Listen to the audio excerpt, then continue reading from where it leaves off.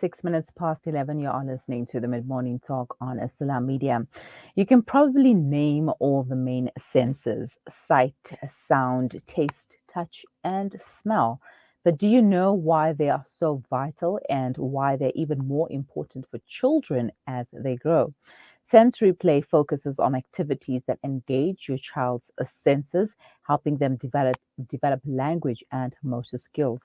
Educational psychologist Claudia Munyai is joining me to tell us more. Good morning, Claudia, and thank you for joining me. Good morning, Mariam. Good morning, listeners. How are you doing this morning? All great. Thanks on yourself. I'm well, thank you. Awesome. Right, sensory play. First of all, what is sensory play?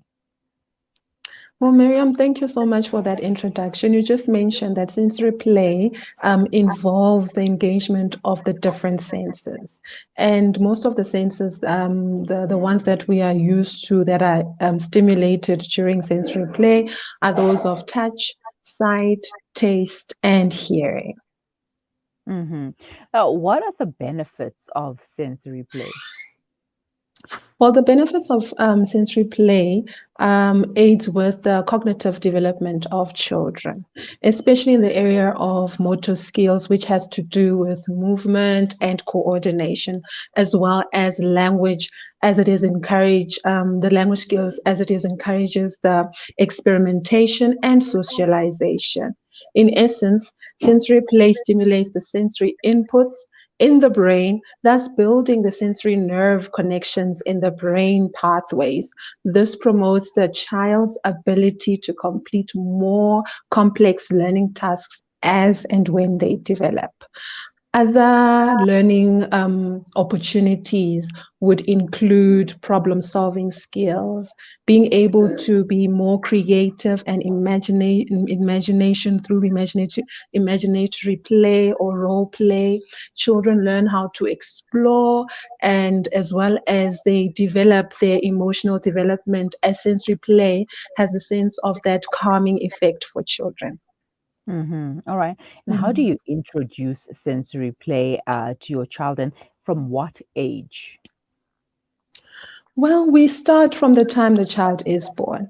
From the time the child is born, from birth up until 6 months or so, the focus is mainly on movement and stretching the child. This can take place normally during bath time, where you'd massage your child, stretch your child, rub your child. So, there we are introducing the whole sense of touch. And when your child gets about from 6 months to 18 months, they becoming more independent at this stage. So the sense of taste, smell, and touch becomes more apparent because now they are starting to move around and about. So parents can tie or sew on different items. On a toy or good toy or safe objects like hula hoops or something like that, and look for different items that make different sounds, items that are bright, items of different textures and feel. But what is very important to be cautioned about there is that look for items that will not harm or poison the child. So we need to just check with that because it's also nice to make use of what is around the house. For children who are about toddlers, as well as we're looking at from toddler to primary school age at about 9 years there.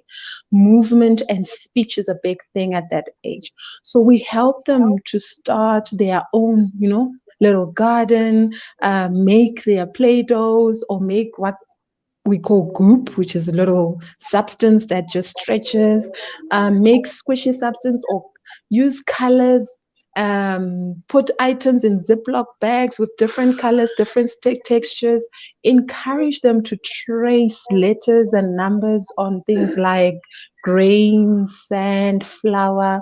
Another example could be making what we call spaghetti worms, you cooking spaghetti and using different colors of food coloring. And that the fun thing about that is that it's edible. So while they play, they can eat. Mm-hmm. All right. Now, I've seen sensory play, and most of the discussions they involved toddlers and babies, but not much Mhm. about kids older than that, older than 4. And I'm glad that you touched on kids up to 9 years of age, because I Mm. thought that sensory play was just something for the little ones. So thank you for bringing that up.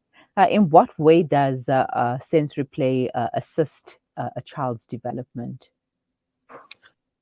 Well, that is very important because we are looking at the different elements that need to tap on the different senses of a child or a person.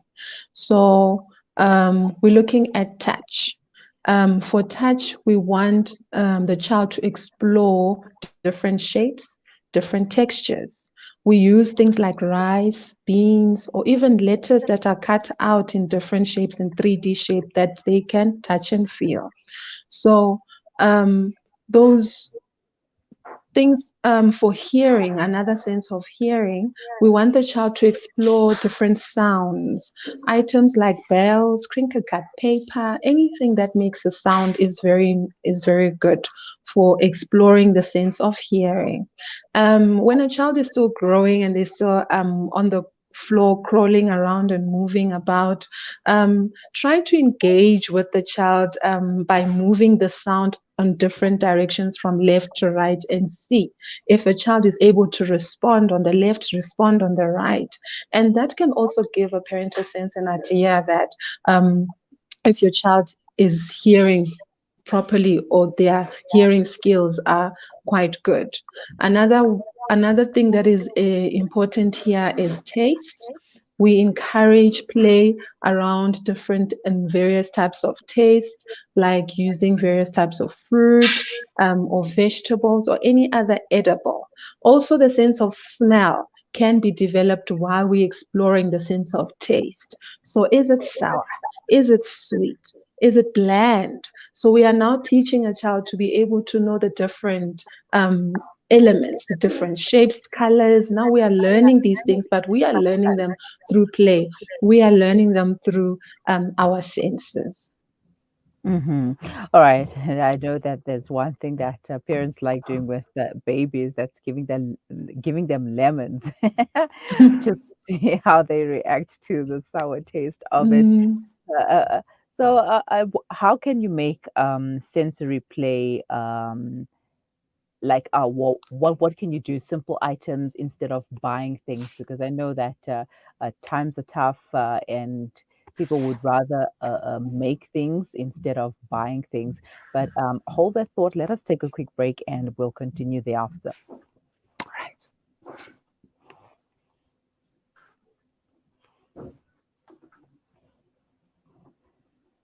عن ميديا لا تقل لوحدي أو كيف السبيل Humanity sets the agenda. Perform your Qurbani with Sanzaf in Africa, 750 Rand, and locally 1,980 Rand per share. Visit us at sanzaf.org.za or at one of our branches in Fortsburg, Lenasia, and Lodium. Call 011 834 6046 for more information regarding your Qurbani. Sanzaf, changing lives through development and relief. There's no smell that takes me back to the comfort of my childhood than the smell of black seed oil being applied by my nanny. Now I'm using Tib black seed in my own home to soothe sniffles and coughs, to help with digestion and immunity, and of course, is part of my beauty routine. After all these years, I've come to appreciate the wisdom in finding comfort and shifa in trusted treatments like Tib black seed. You can find Tib black seed at all leading pharmacies or find out more at blackseed.co.za. Approximately 785 million people in this world do not have access to safe, clean water. In developing countries, around 80% of all illnesses are due to contaminated water and poor sanitation. Don't let dirty water end a life. Build a water well in Bangladesh, Malawi, Nepal, Zimbabwe, or here at home in South Africa. Donate to Penny Appeal's Thirst Relief Project to bring safe, clean water to communities around the world. www.pennyappeal.org.za or call 031 1100 573.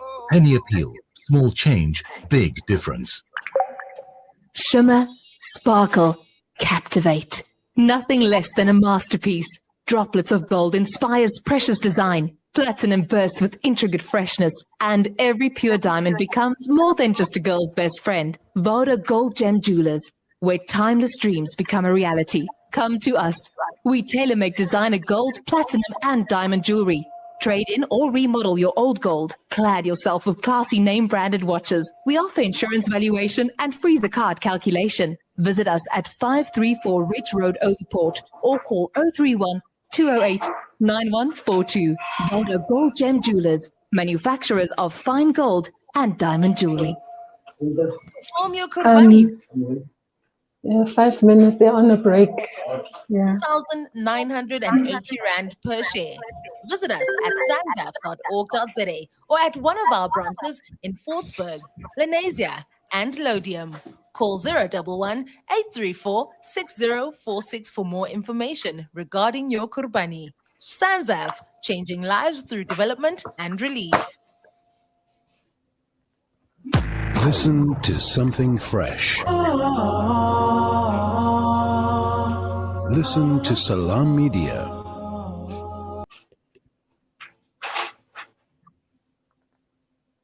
It's 18 minutes past 11. You are listening to the Mid-Morning Talk on Salam Media, and we are talking sensory play on today's parenting segment. Play that encourages the senses, which is your sight, your taste, your smell, your touch, and what did I forget? Sight, right? Yeah, sound. Yes. All right. With me is educational psychologist Claudia Munyai.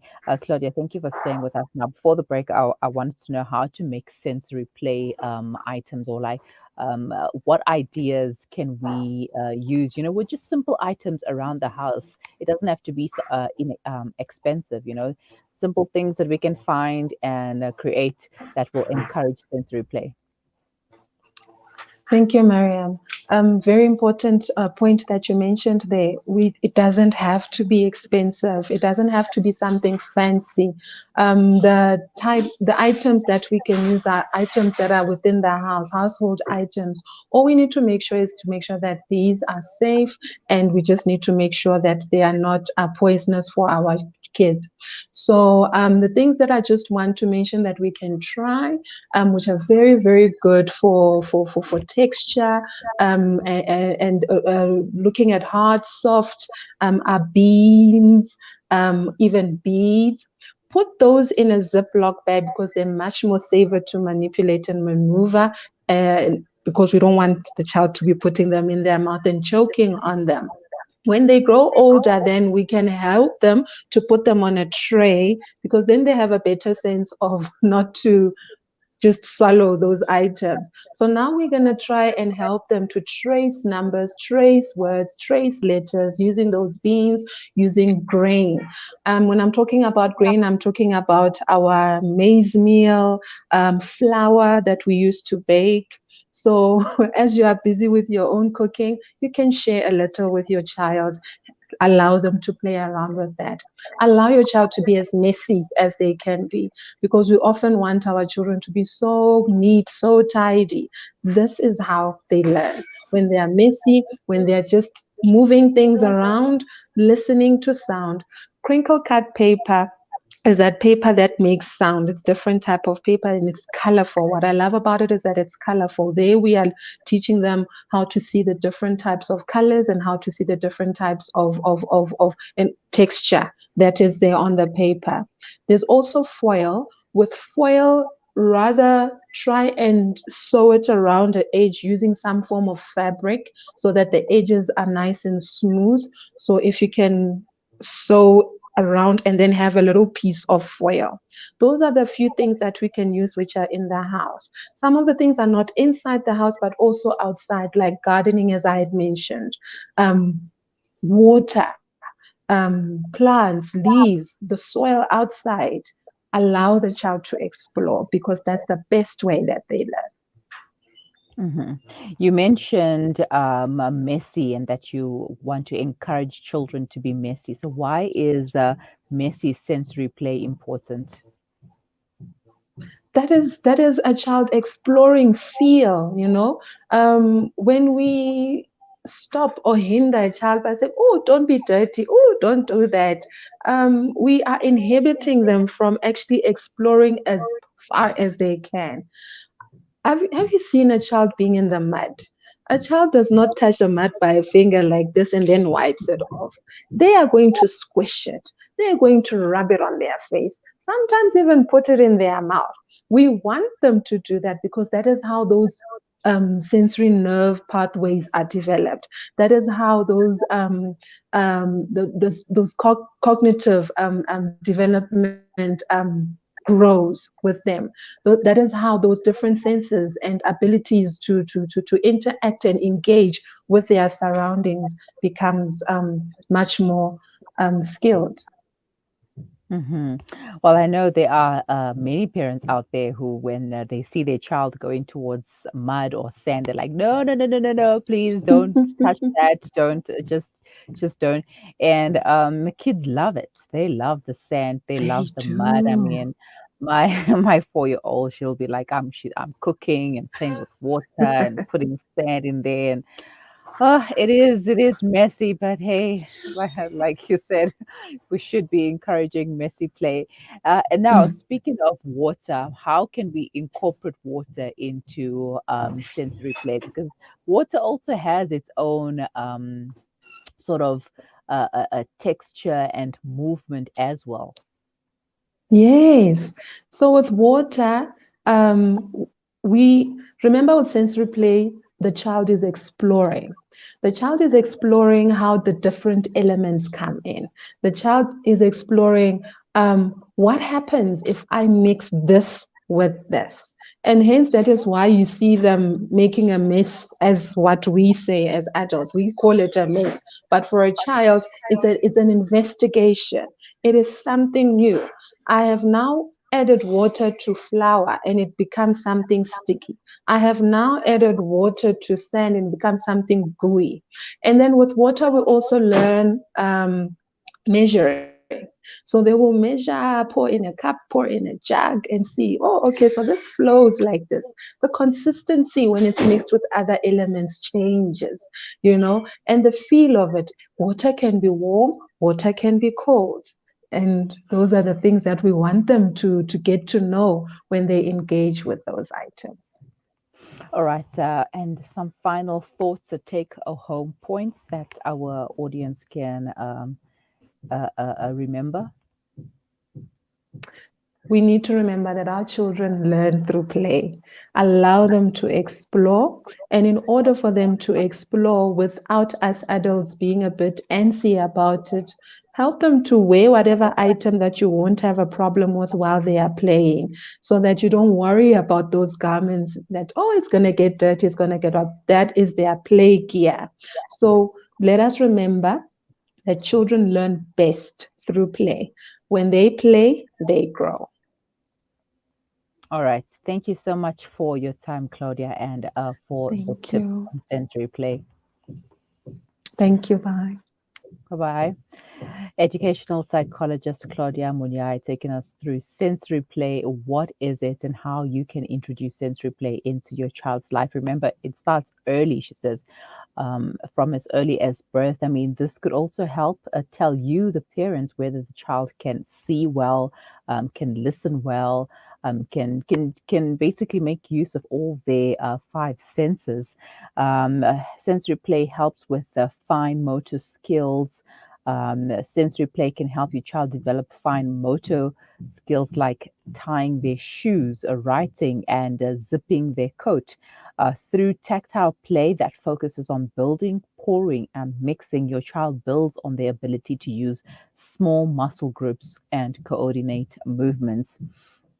Sensory play helps with the gross motor skills, which include sitting, crawling, jumping, and running, activities that use your child's body's largest muscles in their arms, legs, and core, the core being the stomach area.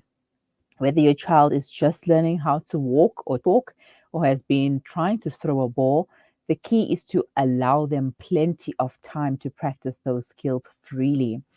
It also helps with cognitive growth, asking questions, thinking about how things work, doing experiments, and analyzing results are all parts of healthy cognitive growth. It's how we learn something new and figure things out. It's also how we solve problems. It has a calming effect. Your sensory system can help you calm down. That's how sometimes we have these stress balls and stress other stress toys that we play with because they help us calm down, right? Yeah, that's adult sensory play, I guess. This is particularly important for children as they develop. The pressure from hugs, weighted lap pads, and sensory seats can help soothe and signal that it's time to stay in place. It also fosters social interaction. By engaging in sensory play with siblings or peers, your child begins developing social skills. They'll learn how to communicate, how to troubleshoot problems, and learn how to adapt to how others play. And just some quick ideas here.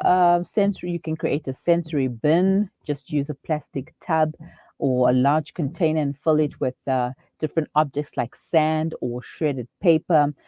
Other ideas include water, craft pom-poms, cotton balls, eat grass, packing peanuts, buttons. But if your child is younger, then please make sure that you use a Ziploc bag so that it doesn't creep out and then they don't put small objects like buttons into their mouths, their ears, their noses, and wherever else they can stuff things these days. Finger painting as well. To get started, set up an area with paper and finger paints, and you can do this outside on a nice hot day to decrease the mess inside the house, or lay down an old blanket or a sheet for the child to work on. And what I've seen recently is that parents get these huge boxes and they'll give kids markers and pens and crayons or whatever, and the kids would go inside the box and they would doodle and scribble and do whatever it is that they want. Then that allows your child, it helps the child get used to the sensory experience and what the texture of paint feels like. Also, playing with food. You can make it fun by cutting the food or fruit into some cute shapes because that also allows them to feel the texture of the fruit and the shape that it has been cut into. Let them taste it, let them squish it and smear it as they learn about taste, texture, and a smell. It is 11:29. You are listening to the Mid Morning Talk on Salam Media with me, Mario Makonda. We will be right back.